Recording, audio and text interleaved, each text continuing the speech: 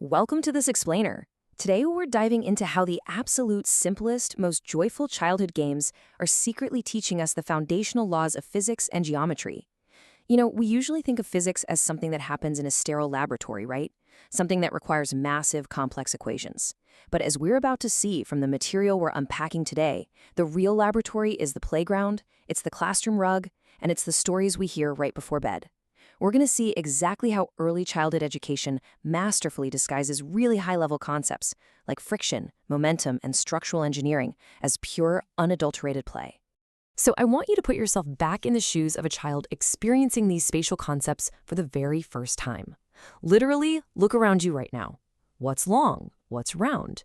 It sounds incredibly simple to us as adults, but to a developing mind, categorizing the physical world into these basic shapes is the very first absolutely crucial step in understanding how the entire physical universe operates.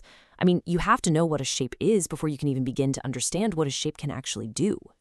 And that brings us to this really brilliant pedagogical method of physical interaction.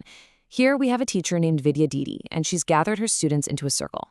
Now, they aren't just sitting there quietly listening, they're actively playing a categorization game. They're passing objects around and singing a rhyme together. My pencil box is long and my ball is round. Look around, look around. By physically holding these items and singing about them, they're literally hardwiring their brains to recognize these simple binaries. It's such a smart, tactile way to make abstract geometric concepts completely real.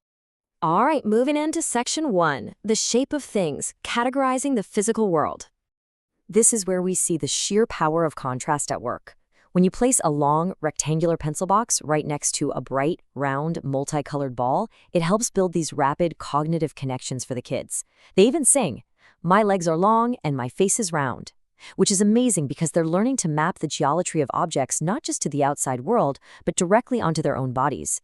It makes internalizing these spatial dimensions deeply personal and super effective. But here is where it gets really interesting, because we get a dose of early critical thinking.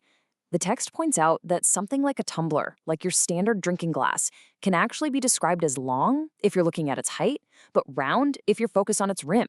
This teaches children that an object's shape can depend entirely on the dimension you choose to focus on.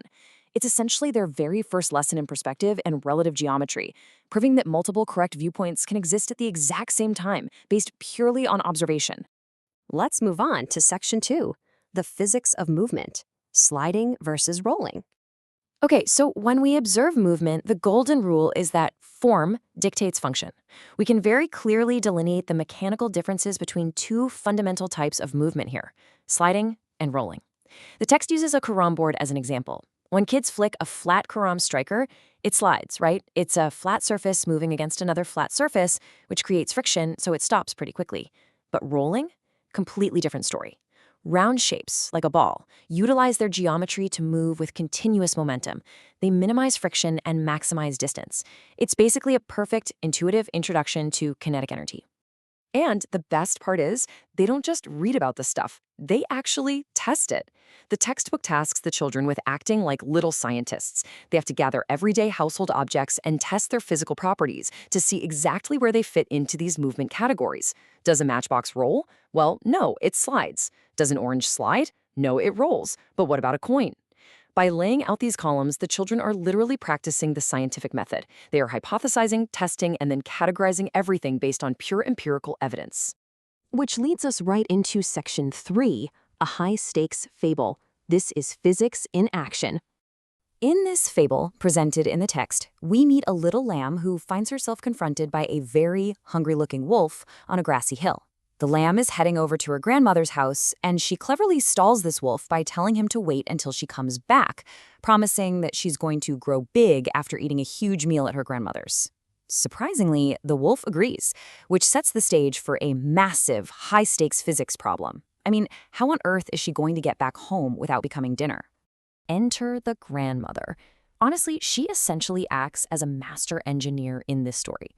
When the lamb explains the impending threat, the wise grandmother devises this brilliant 3-step survival plan that literally weaponizes the geometry we've been talking about. Step 1, she hides the lamb inside a dolak, which is a traditional, round, barrel-shaped drum. Step 2, she utilizes the natural slope, the inclined surface of the jungle path.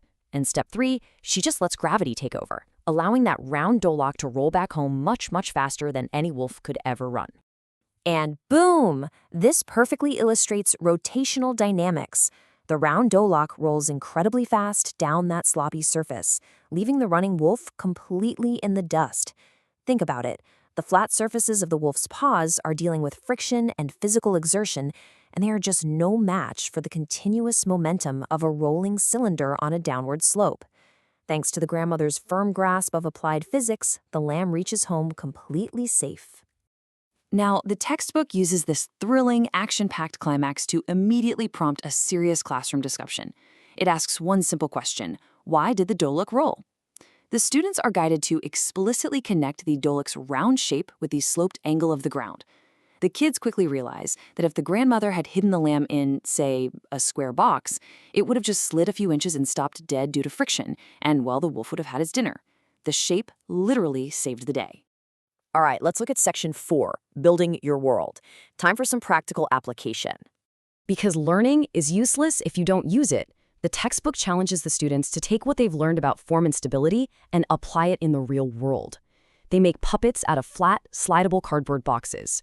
They are tasked with constructing tall towers, forcing them to experiment and discover for themselves which shapes provide the absolute most stable base. Spoiler alert, flat surfaces are way better for stacking than round ones. They also mold different shapes out of clay to deeply internalize those 3D structures. They are actively engineering, using the very physics rules they just learned. Which leads us to the ultimate geometric realization found in something as simple as an everyday cylindrical water bottle. When you look at an object like this through the lens of this specific lesson, you suddenly realize it's a total engineering marvel. It perfectly combines both properties. It has flat, long properties on the top and bottom, which are absolutely necessary for it to stand straight up and slide across a table without falling over. But its body is round, meaning if you happen to knock it over, it utilizes those rolling properties to move rapidly across the floor. It literally does both.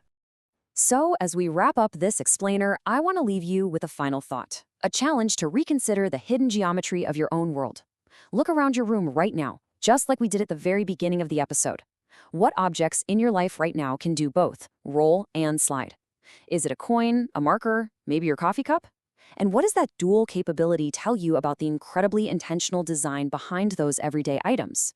The physics of play isn't just for kids. It's quite literally the invisible architecture of everything we use. Thank you so much for joining me on this explainer. Keep looking around, keep questioning the simple things, and I'll catch you next time.